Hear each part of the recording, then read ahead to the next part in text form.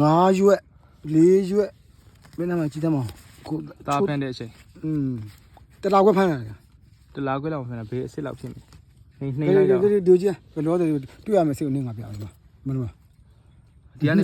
ဖန်လိုက်တာဗောနော် ဖမ်းလိုက်တယ် ဖန်လိုက်တော့အပေါ်မှာဘယ်နဲ့တက် ဘယ်နဲ့တက်ဆိုတော့ညုံကြီးလိုက်အောင်မယ်တက်တက်နှစ်တက်3တက်4တက်4တက်စုံနဲ့ဆို5တက်6တက်6တက်ရှိတယ်6တက်ဒါအတက်လားဒါအတက်မဟုတ်ဒါအပြင်မှာ6တက်ရှိတယ် အပင်မှာနော်6တက်ဆိုလို့မဆိုးတော်တော်ဟိုကအပင် ဒါ6တက်ပဲကား 6 နဲ ပင် ဒီမှာ ဟမ်ပင်မှာ ဟိုဘယ်6တက်ဘလို့ကား ဟိုပင်ကြတော့လေအုံထားနေနော် ဒါဒီမြတ်မတာချေကြီး တာနေနေကြည့်တယ်ဒါမဲ့တားကြည့်ပြီမဲ့ तू ကအပင်လုံးကတော့ ကောင်း ကောင်းတယ်နော်တော်တော်လေးတော့ okay ဆိုပြေလို့ပြောလိုက် ဟိုဘက်ကဟိုဘက်55ပေါင်ဒီဆိုင်မျိုး ဒီဆိုင်မျိုးအကောလုံးလား အေးဒါမျိုး အာ အေးဒီဆိုင်55ပေါင်ဒီဆိုင်မျိုး ဟုတ်ကဲ့